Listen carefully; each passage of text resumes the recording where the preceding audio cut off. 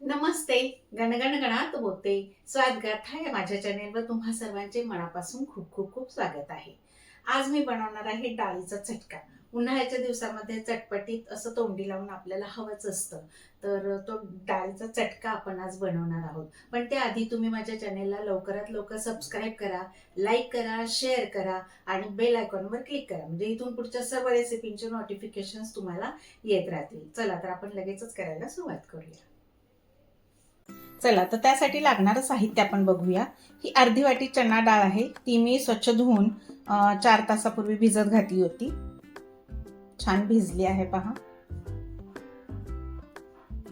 आणि त्याच्यानंतर बाकीचं साहित्य स्वादानुसार मीठ, 1 चमचाभर साखर, 1 वाटीभर दही, 2 सुक्या मिरच्या, 2 ओल्या मिरच्या, थोडीशी कोथिंबीर आणि फोडणीसाठीचं साहित्य आणि थोडंसं तेल. चला आता आपण वेळ न वाया घालवता लगेचच करायला सुरुवात करूया. ही भिजवलेली डाळ आहे, तर त्यातलं पाणी काढून टाकायचं आहे. पाणी काढून टाकायचं आणि ही डाळ आहे ही आपल्याला जाडसर अशी मिक्सरमध्ये वाटून घ्यायची आहे. जास्त बारीक पेस्ट नाही करायची, जाडसर वाटायची, रवाळ पाहिजे आपल्याला. हे पहा, आता मी ही मिक्सरला वाटून घेते. हे पहा, साधारण अशी असायला हवी. आता ही आपण मोठ्या बोलमध्ये काढून घेऊया.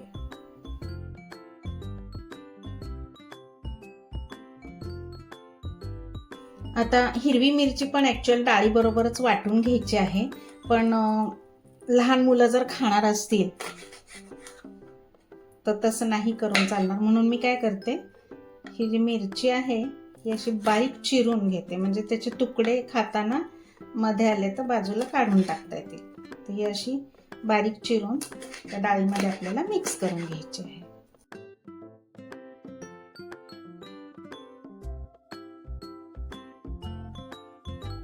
ही अशी मिरची याच्यामध्ये मिक्स करून घ्यायची. तुम्ही 1-2 तुमच्या आवडीनुसार घेऊ शकता. तर अर्धी वाटी डाळ आहे म्हणून मी एकच मिरची घेते. मिरची मोठी आहे माझ्याकडची. तुमच्याकडे जर मिरची छोटी असेल तर 2 मिरच्या घ्या. त्याच्यात आपण आता 1 वाटीभर दही घालून घेऊया. त्याच्यात आता स्वादानुसार मीठ आणि साखर हे पण घालून घेतलं आहे आणि ते आता मिक्स करून घ्यायचं आहे. आता राहिली आपली कोथिंबीर. कोथिंबीर पण आता बारीक चिरून घ्यायची आणि त्याच्यात मिक्स करून घ्यायची.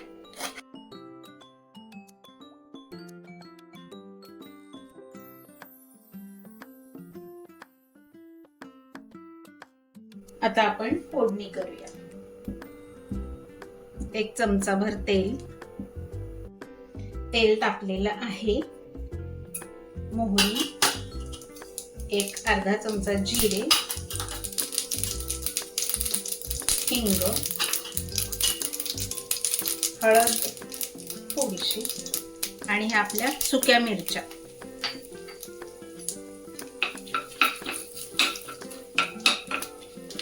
फोडणी मात्र खमंग बसली पाहिजे बरं का. त्या फोडणीचा स्वाद त्या कोशिंबिरीला, म्हणजे आपला जो डाळीचा चटका बनवतोय ना त्याला येणार आहे. आता ही आपली खमंग फोडणी, गॅस बंद करू आणि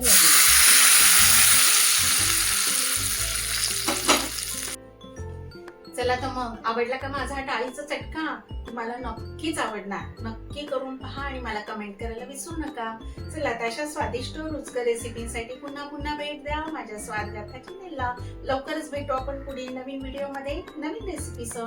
तोपर्यंत मस्त खा आणि स्वस्त राहा. माझा व्हिडिओ पूर्ण पाहिल्याबद्दल खूप खूप खूप धन्यवाद. बाय.